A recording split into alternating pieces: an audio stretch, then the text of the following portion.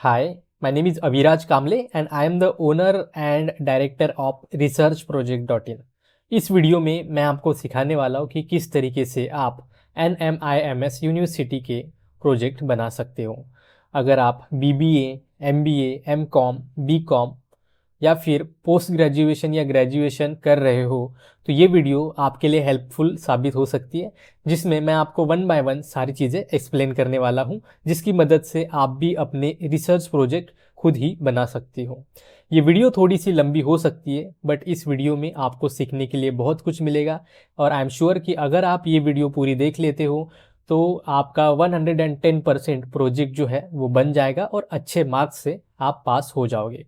In case अगर आपको इस वीडियो में ऐसी कोई भी चीज़ लगे जो आपके समझ के बाहर हो या फिर आपको समझ में ना आए, तो मैं इस वीडियो के एंड में आपको मेरा कॉन्टैक्ट दूंगा। आप डायरेक्टली मुझे वहाँ पे कनेक्ट करके मुझसे हेल्प मांग सकते हो। मैं 110% आपको हेल्प आउट करूँगा और आपको अच्छे मार्क्स लाने में हेल्प करूँगा। तो चलिए वीडियो शुरू करते हैं। दोस्तों, जैसे कि आप अपनी स्क्रीन के ऊपर देख रहे हो, यहाँ पे मेरे पास NMIMS यूनिवर्सिटी का एक प्रोजेक्ट गाइडलाइंस है। ठीक है, तो इसी गाइडलाइंस को मैं वन बाय वन आपको अच्छे से एक्सप्लेन करने वाला हूँ और आपको बताने वाला हूँ कि किस तरीके से जो है आप ये प्रोजेक्ट बना सकते हैं। तो चलिए, ये है सबसे पहला पेज। ठीक है, पेज नंबर 1। तो पेज नंबर 1 में यहाँ पे क्या लिखा है? The student perceiving post graduate diploma program shall submit one project as per her fourth semester program structure. This project carries 4 credit. The project shall be from a area of specialization of post graduation diploma program। तो यहाँ पे इस paragraph में उन्होंने ये कहा है कि अगर आप ग्रेजुएशन या डिप्लोमा प्रोग्राम कुछ भी कर रहे हो तो आपको जो है एक प्रोजेक्ट बनाना होता है 4th सेमिस्टर में। ठीक है, जिसके आपको 4 क्रेडिट्स मिलते हैं, यानी कि 4 क्रेडिट्स इसमें है एंड इसमें आपको जो है अपने स्पेशलाइजेशन के ऊपर ही प्रोजेक्ट बनाना है। तो अगर हम स्पेशलाइजेशन कहते हैं तो स्पेशलाइजेशन का मतलब होता है कि अगर आप MBA फाइनेंशियल मैनेजमेंट में कर रहे हो तो आपका स्पेशलाइजेशन फाइनेंस हुआ। अगर आप BBA HR में कर रहे हो तो HR आपका स्पेशलाइजेशन हुआ। इस तरीके से आपका स्पेशलाइजेशन अलग चीज़ है एंड आपका जो ग्रेजुएशन या पोस्ट ग्रेजुएशन है वो अलग है। MBA आप किसी में भी कर सकते हो, BBA भी आप किसी में भी कर सकते हो। इस तरीके से आपको अपने खुद के स्पेशलाइजेशन के ऊपर ही ये प्रोजेक्ट बनाना है। इसके बारे में मैं आपको डिटेल्स में आगे बताऊंगा।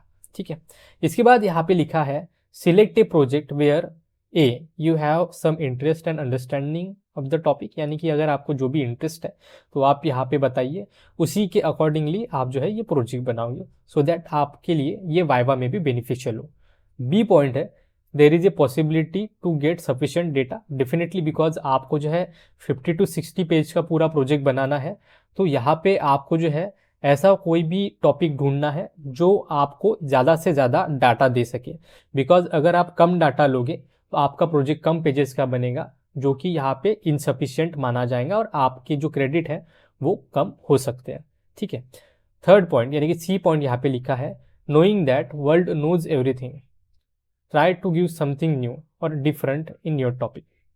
सो इसमें कहा गया है कि आपको कोई भी एक ऐसा टॉपिक लेना है जो ऑलरेडी किसी ने नहीं लिया है, या फिर कुछ ऐसा आपको टॉपिक में डालना है, ऐसी कुछ कंपनी चूज करनी है जो कि नई है और जिसके ऊपर अभी तक किसी ने काम नहीं किया है। कुछ नया, कुछ अलग, because it's called research, right. So research में आप खुद से रिसर्च कर रहे हो, ना कि किसी का कॉपी कर रहे हो, तो ये आप मेक श्योर करोगे। इसके बाद यहाँ पे लिखा है a few topic in different disciplines are given below. It's just an additive list to give you an idea as to the different kind of project that can be done.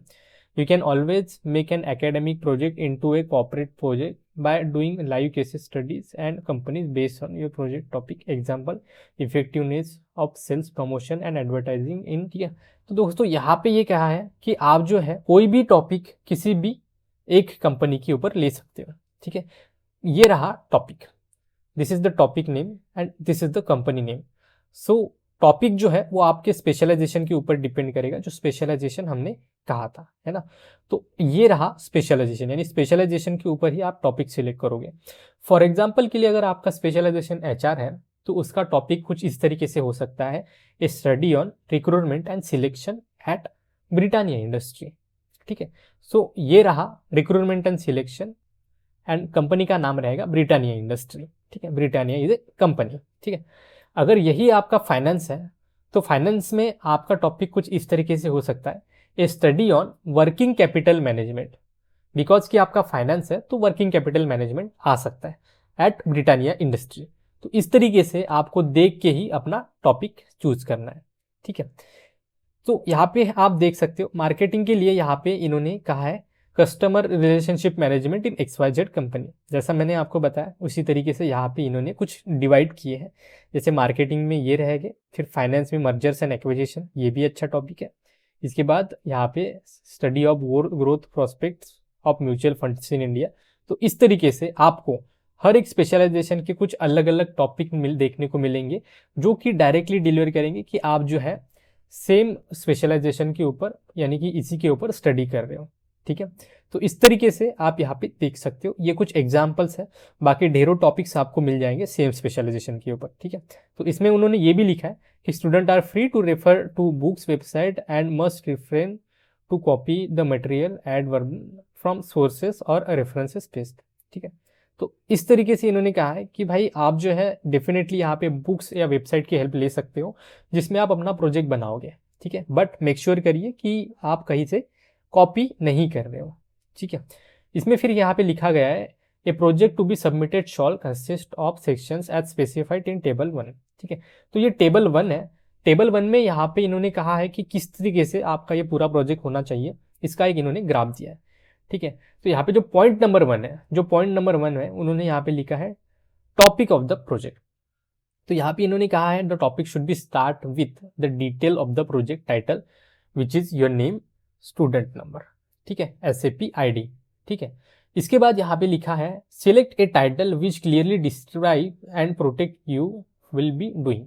ठीक है, तो इन्होंने कहा है कि आपको टॉपिक कुछ इस तरीके से सिलेक्ट करना है जहाँ पे आपका जो भी पूरा प्रोजेक्ट है वो उसी एक सेंटेंस में डिस्क्राइब हो जाए। ठीक है, description is another kind of thing, but yes यहाँ पे इन्होंने ये भी लिखा है कि use simple words like study on.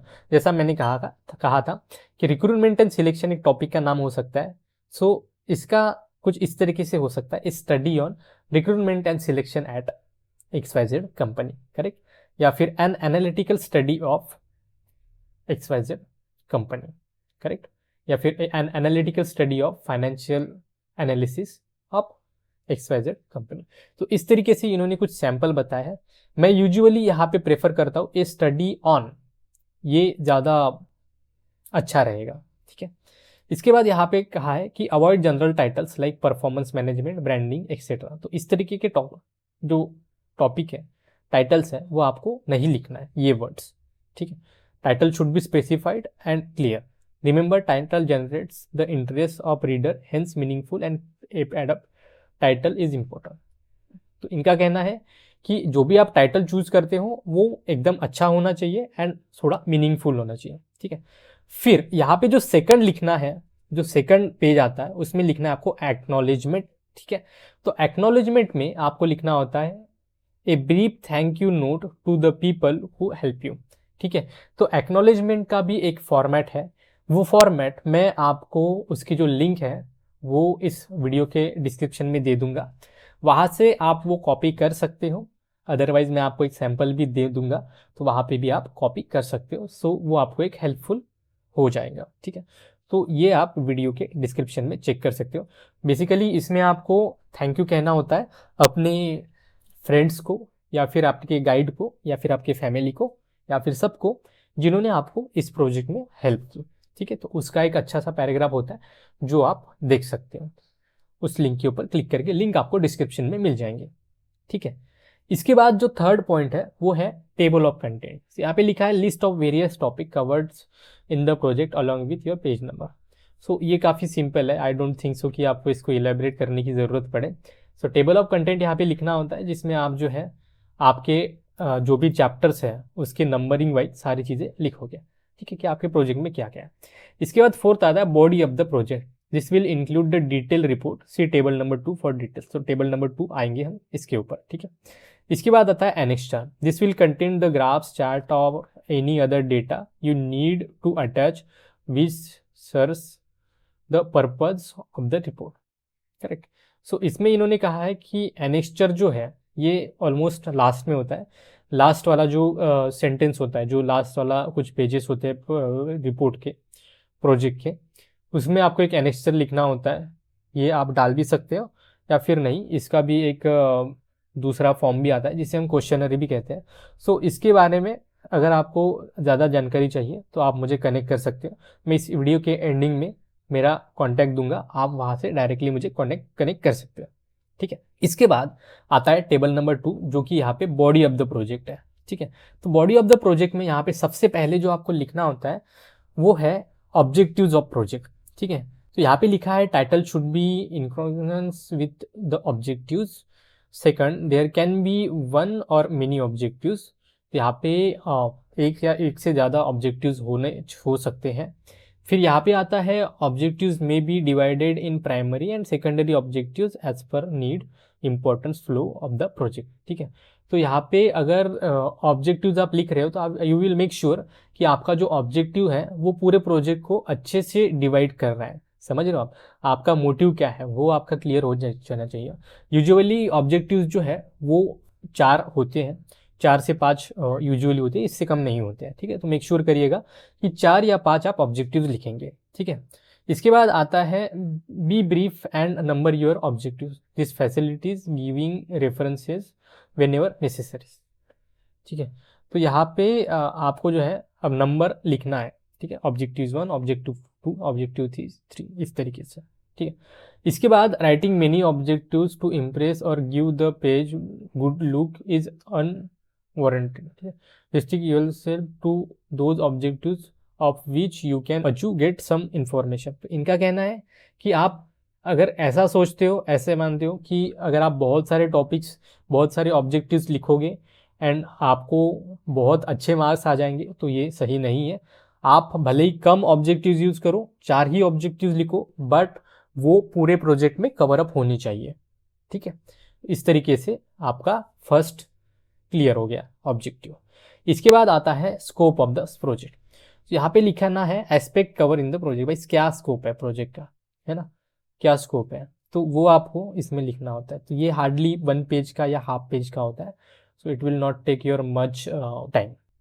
इसके रिगार्डिंग अगर कुछ भी डाउट होता है तो इस वीडियो के एंड में मैं मेरा कॉन्टैक्ट दूंगा, आप वहाँ से कनेक्ट करके मुझे कॉन्टैक्ट कर सकते हो एंड मैं आपको पूरी चीज़ें 1 बाय 1 एक्सप्लेन करूँगा वहाँ पे भी।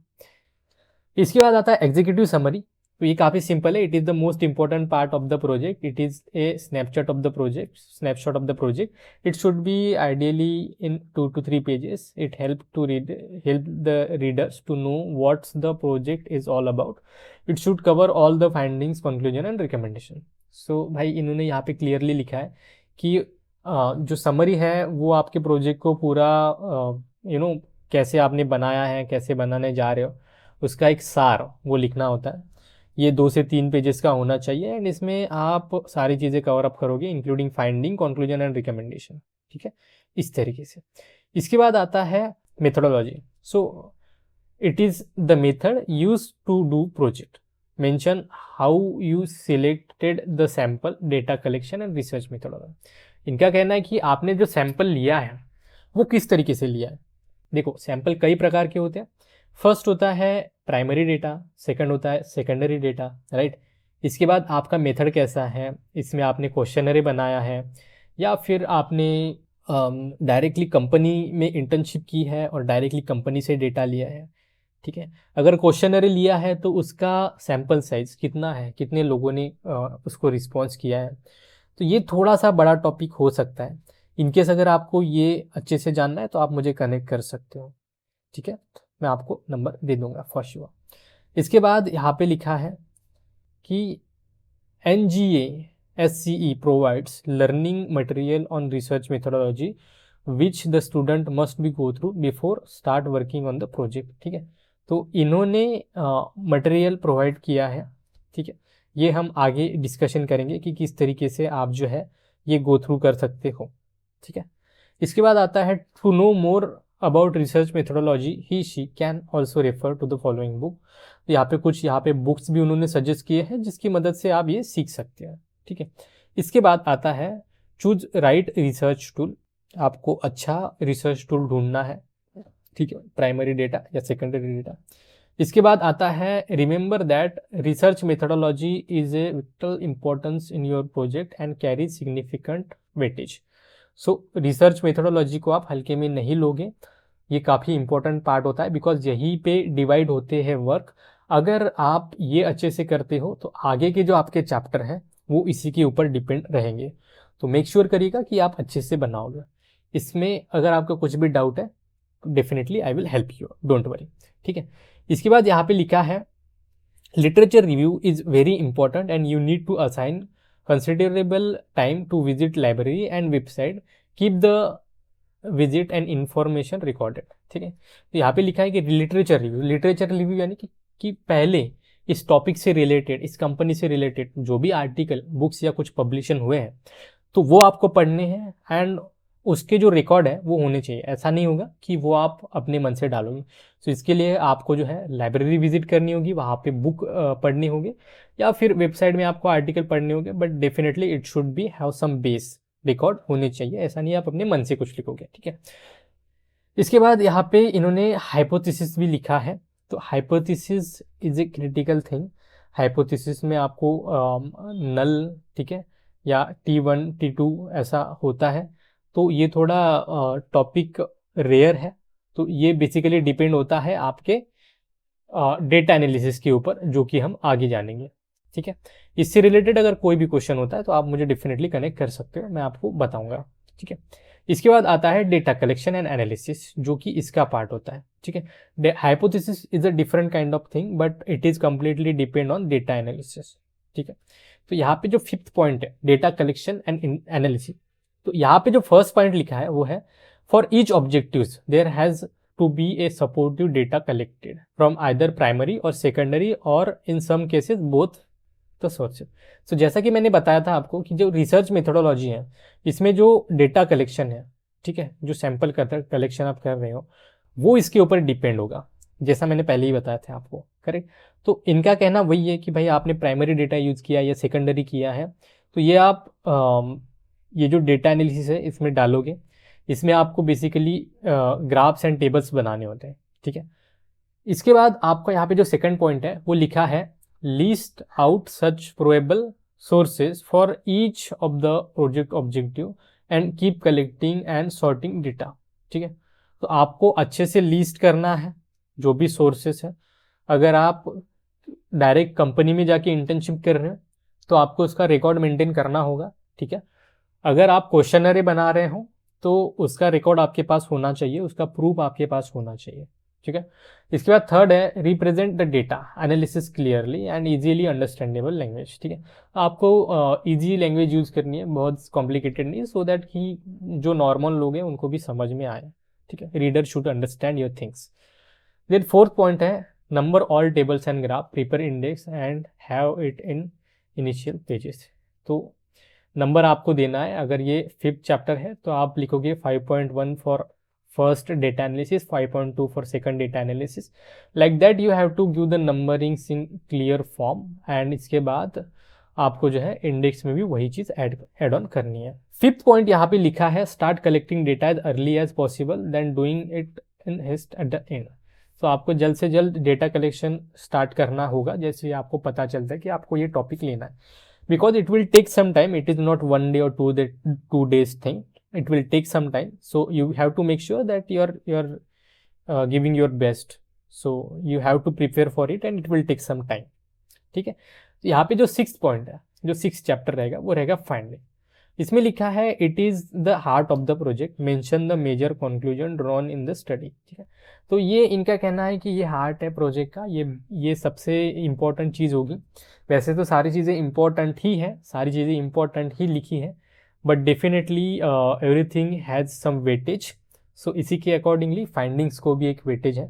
इसमें इन्होंने लिखा है कि आपने क्या क्या फाइंडिंग किया था, क्या कंक्लूजन्स आए हैं, वो आपको यहाँ पे लिखने हैं, ठीक है। Write findings chronologically and in line with the objectives, objectives के बेस पर ही फाइंडिंग्स होगा।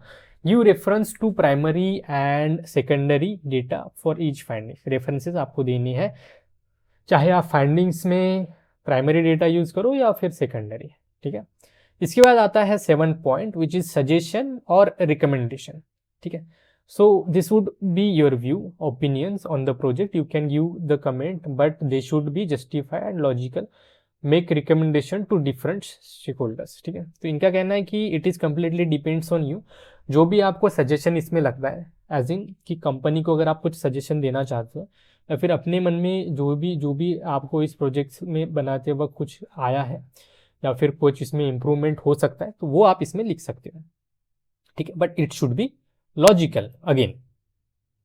इसके बाद जो पॉइंट इन्होंने लिखा है ये है right suggestions if any, again give reference for each suggestion, ensure that you are not suggesting anything which is not studied in the course of the project, ensure all the suggestions are specified, feasible, achievable, realistic and timely। So same वही चीज़ यहाँ पे इन्होंने लिखी है कि आपको कोई भी ऐसी चीज़ नहीं लिखनी है जो ऑलरेडी किसी ने कोई ऐसी चीज़ जो वहाँ पे हो ही ना। सो आपको सारी चीज़ें स्टडी करके ही लिखनी है, बिना स्टडी किए नहीं लिखनी है। इसके बाद आता है बिब्लियोग्राफी। तो बिब्लियोग्राफी में जो भी आपने बुक पढ़े, जो वेबसाइट आपने विजिट की, जो जनरल्स आपने पढ़े, वो सभी का एक रेफरेंस होता है APA स्टाइल में, वो आपको यहाँ पे लिखना होता है, ठीक है। अभी अगर आपको इसमें से कुछ भी ऐसी चीज़ है जो समझ में नहीं आई, या फिर अगर आपको मेरी हेल्प चाहिए इस प्रोजेक्ट को बनवाने में, अच्छे मार्क्स लाने में, तो आप मुझे कनेक्ट कर सकते हो researchproject.in पे, ठीक है। तो ये मेरी वेबसाइट है, ठीक है। अगर आपको मुझे कनेक्ट करना है तो आप यहाँ पे देख सकते हो, मैं काफ़ी सारे यूनिवर्सिटीज़ के प्रोजेक्ट ऑलरेडी डिलीवर कर चुका हूँ। बेसिकली हम जो है जो भी स्टूडेंट हैं उनको गाइडेंस देते हैं, उनकी प्रोजेक्ट बनवाने में हेल्प करते हैं, ठीक है। तो प्रोजेक्ट उन्हीं का होता है, हम सिर्फ उनको गाइडेंस देते हैं, ठीक है। तो यहाँ पे आप देख सकते हो NMIMS यूनिवर्सिटी का मेरा एक पेज है, ठीक है। अगर आपको मुझे कनेक्ट करना है तो आप डायरेक्टली वेबसाइट पे आ सकते हो, researchproject.in वेबसाइट का नाम है। आप यहाँ पे कुछ सैम्पल्स भी पढ़ सकते हो कि मैंने किस तरीके से प्रोजेक्ट बनाए हैं, ठीक है। तो यहाँ पे आप देख सकते हो ये कुछ सैम्पल है। अगर आपको यहाँ पे मुझे कनेक्ट करना है तो आप डायरेक्टली व्हाट्सएप पे क्लिक कर सकते हो या फिर कॉल नाउ पे क्लिक भी कर सकते हो। And before ending I want to show you one sample of this project, ठीक है। तो यहाँ पे आपको सिर्फ प्रोजेक्ट नहीं बनाना होता है, यहाँ पे आपको प्रपोजल भी बनाना होता है। तो प्रपोजल मैं आपको ओपन करके दिखाता हूँ। This is a kind of proposal. So यहाँ पे आप देख सकते हो ये एक फाइनेंशियल मैनेजमेंट का प्रपोजल मैंने बनाया है, जिसका मैंने जो टॉपिक लिया है वो है study on mergers and acquisitions of the Indian banking industry, ठीक है। तो ये रहा टॉपिक का नाम। इसमें आपको लिखना होता है सबमिटेड बाय में आपका नाम, इसके बाद सबमिटेड टू NMIMS यूनिवर्सिटी, इसमें रहेगा आपका एनरोलमेंट नंबर। इसके बाद कुछ इस तरीके से आपको जो है एक प्रपोजल बनाना होता है जो आपको पोर्टल के ऊपर सबमिट करना होता है, ठीक है। ये भी मैं आपको उस ड्राइव में अपलोड करके दे दूंगा, ठीक है। It is a proposal. अब चलिए देखते हैं मेन प्रोजेक्ट किस तरीके से दिखता है। तो this is the main project. यहाँ पे आप देख सकते हो ये रहेगा first page of the project, ठीक है।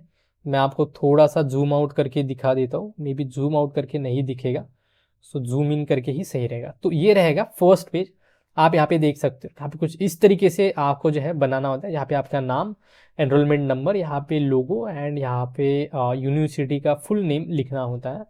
इसके बाद ये एक्नॉलेजमेंट है, जो मैंने आपको बोला था कि इस तरीके से आपको एक्नॉलेजमेंट बनाना होता है। तो आप देख सकते हो यहाँ पे जो है मैंने एक एक्नॉलेजमेंट बनाया है जिसमें मैंने जो है थैंकफुल मैसेज दिया है सबको, यानी कि मेरी फ्रेंड्स, ठीक है, फैमिली, और यहाँ पे जो फैकल्टी मेंबर्स है NMIMS यूनिवर्सिटी के, उनको भी मैंने थैंकफुल मैसेज दिया है। तो इस तरीके से आपको थैंकफुल मैसेज देके यहाँ पे अपना नेम, एनरोलमेंट नंबर डालना होता है। इसके बाद आता है टेबल ऑफ कंटेंट, जो कि इस तरीके से होगा। इसके बाद chapter first objectives of study, इस तरीके से मैंने जो है यहाँ पे ऑब्जेक्टिव्स को इलेबरेट करके लिखा है अच्छे से। आप चाहे तो यहाँ पे सिर्फ 1 by 1 लिख सकते हो, 1 2 3 4 5, but yes it is completely depends, आपके गाइड को पसंद आना चाहिए, सो it is completely depends upon the topic, ठीक है। तो इस तरीके से आपको ये पूरा प्रोजेक्ट बनाना होता है। स्क्रॉल डाउन करते हैं, यहाँ पे आप देख सकते हो ये है डेटा एनालिसिस का पार्ट, जहाँ पे मैंने ग्राफ्स, टेबल्स, इंटरप्रिटेशन सारी चीज़ें 1 बाय 1 लिखी थी। चैप्टर 6 फाइंडिंग्स है। इस तरीके से आपको ये पूरा प्रोजेक्ट बनाना होता है। बिब्लियोग्राफी आप देख सकते हो कुछ इस तरीके से मैंने बनाया है। एंड जो मेन चीज़ आपको ये प्रोजेक्ट बनाने में ध्यान रखनी है वो ये रहती है कि आप जो है कहीं से कॉपी नहीं कर सकते हैं दोस्तों, ठीक है।